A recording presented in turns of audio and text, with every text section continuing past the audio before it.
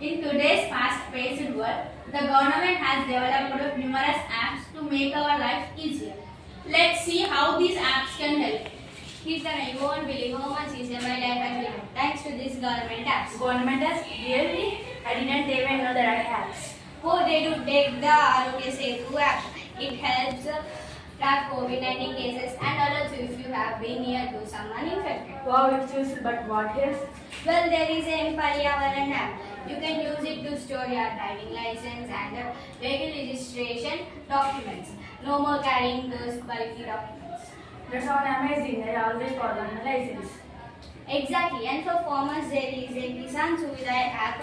It provides information on weather, market prices and expert advices. My dad will like it. He always worried about the crops.